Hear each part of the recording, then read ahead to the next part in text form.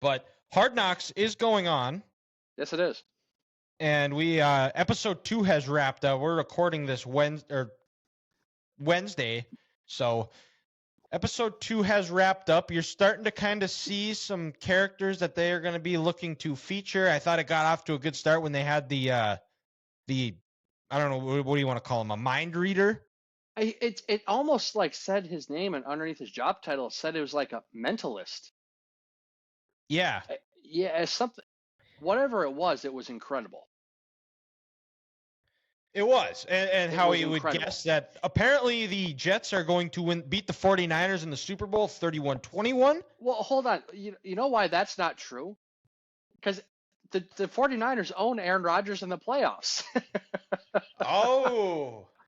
Ooh. Yeah, well, that's true. He has yet to beat the 49ers in the playoffs. Playoffs. Well, I guess there's a first for everything, and maybe it takes the big stage, but at this point, I don't know if the Jets have anybody that can protect Aaron Rodgers to get there, and if they do, they get to meet Joey Bosa.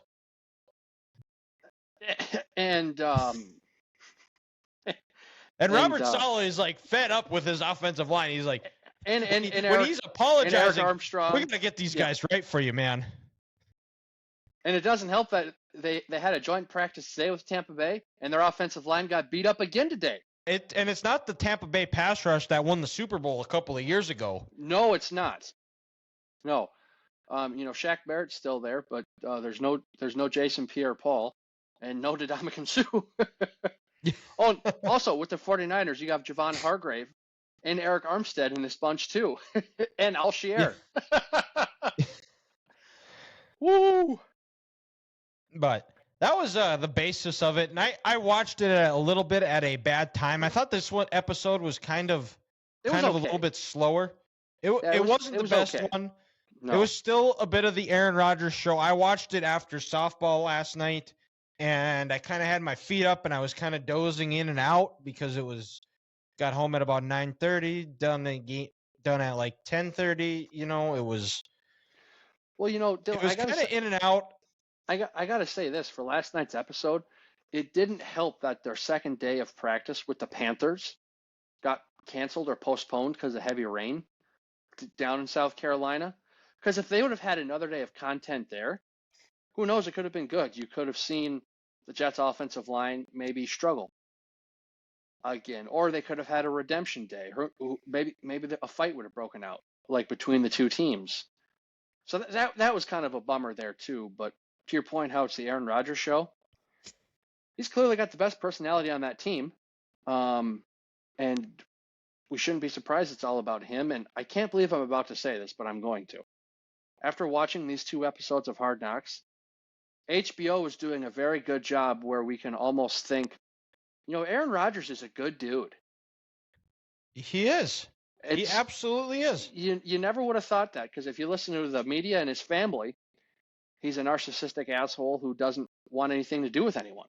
And that's clearly not true. They have it flipped around. They have this Pat Mahomes guy is this goody two-shoes, does everything right, but doesn't listen to his coaches. This guy. Yeah. You're not going to see Pat Mahomes. He doesn't have that relationship where he can just go up and joke with guys, call his coach a fat shit, Mm-hmm. And maybe he does, but we've never seen it, so there's no evidence of it. And if Pat Mahomes did it, he was just being a bully and mean. Correct. Yeah. The one thing, though, I appreciate about Pat Mahomes is this. He's given faith to all of mankind. And when I say mankind, I mean men. Because he broke the friend zone. And he's on his way to becoming a top 3 quarterback of all time in the NFL. But he broke the friend zone first. So don't stop trying, guys. It is possible. Yes, it is true. It's just like a movie. Just fresh out of a movie, straight out of a movie is Pat Mahomes getting out of the friend zone.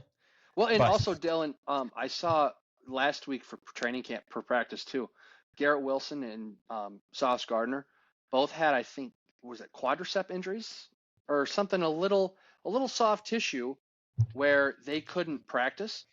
And they were big in the first episode too. So when you're missing your 2 best rookies from last year, that kind of cuts down on the content you can throw in there. Yeah, I think a guy that's really doing some good for him is, or couple of are the two coordinators. Nathaniel Hackett seems like a tremendous dude, which is everything you've ever heard about him is how he is just a tremendous guy, tremendous coach, just a great guy to be around. And unfortunate it did not work out in Denver, but he's proud if he has another good year with Aaron Rodgers and the Jets this year, I think there's a good chance he might get another opportunity. But even if he doesn't, maybe he is just a really good, maybe he's not meant to be a head coach and he's going to be a coordinator and he's going to make a hell of a living doing it, because it seems like, for one, you're a hell of an offensive coordinator, and I don't mean this as disrespectful to Blake Bortles, but if you get Blake Bortles to an AFC championship, because this is a pro Blake Bortles podcast, but you get Blake Bortles to the AFC championship and within 4 minutes of going to a Super Bowl, you're pretty damn good at your job. Well, and also a missed call by the referees. Myles Jack stripped that ball, and he had the ball too. He did. Correct. Yes. But again, what did the ref call? So he was clearly down. Deion Lewis was down. Myles Jack tried to make a nice play, but he couldn't get it out in time. He did, and that was. And then the D coordinator, he's just an intense dude. To be a good defensive coordinator in this league, you have to be intense. You have to be nasty. You have to want to bring pressure, and frankly, you have to want to hunt dudes. Why do you think Ed Donatell's defense was an absolute disaster last year? A little too passive. We're going to stay back in this zone. We're going to try to stop people in the red zone. I think it affected the Vikings' mentality. New York, they're attacking. They're hunting. They're getting after it. And you can tell just by the energy that guy has. You know why? He's a backwards hat guy. He's not a professional. You need those. You need those. And especially on the defensive side of the ball. You need not a quarterback, but you need that kind of that relentless, that I'm going to be an asshole type of switch here.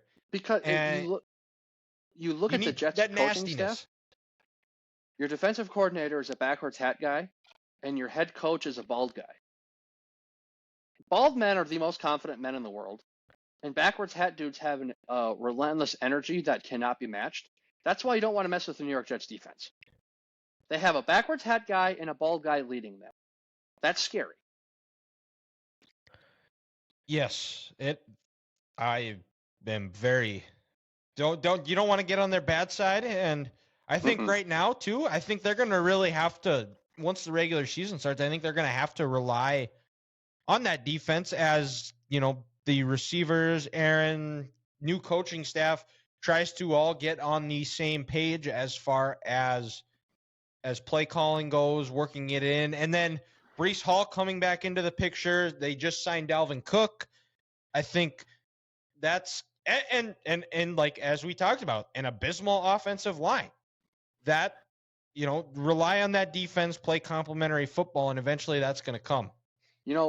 It's funny you mentioned that, because even last night there was a play against the Panthers. The Jets tried it, didn't work, and Aaron looks at his coaching staff and he goes, well, at least we tried it now. We know that doesn't work in our game plan. Maybe we should get rid of it. But that training camp is time for that. But here's the problem.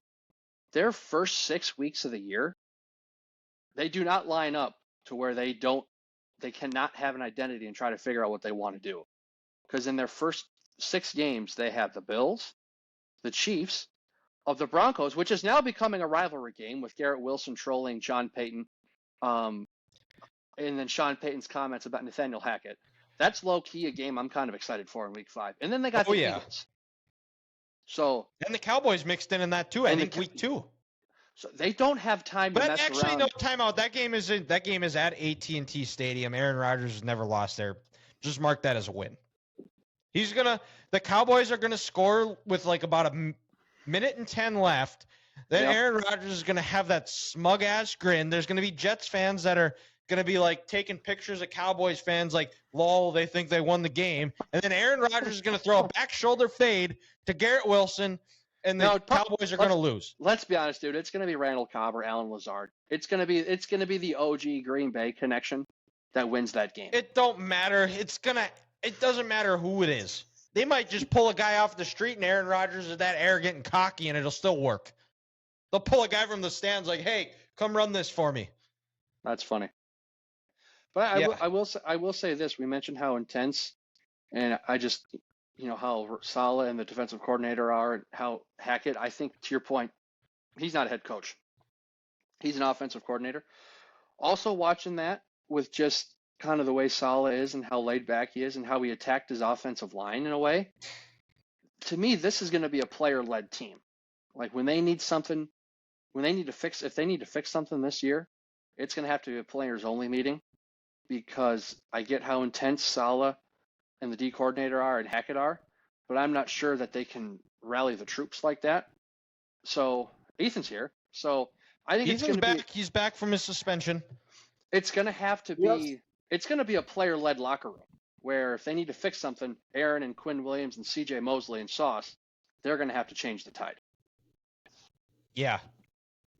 And like we said, there's a couple of undrafted, couple unknowns like the Mike Washingtons that are getting featured, and then I can't remember the defensive end's name. Was it Sam Williams? Also Will McDonald, the first-round pick. He's a hell of a football player, but he is an interesting character as well. Was it Will McDonald that was getting his eyebrows pierced? Yep, Will McDonald. Yeah, okay, it was him. Okay, I couldn't remember that name. That was part of what I was saying about how I was kind of dozing in and out. I was like, guy's getting an eyebrow pierced. He's going to be a bust. I'm out on him. Can't trust the dude that pierces their eyebrows. You just named the episode after Dennis Rodman, and look what he did to his face and eyes and his hair. Yeah, Dennis Rodman is the exception, not the rule. All right. Hey, if you have not caught on to this, Grant, I have extremely different rules for different people. Okay? Aaron Rodgers is plays by a completely different set of rules than Pat Mahomes. Okay? Now, if Pat Mahomes was like I said, if Pat Mahomes was calling coaches fat and saying things like where Aaron was giving people shit, or going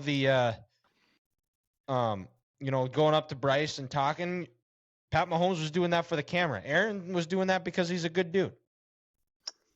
How could I forget? Yeah.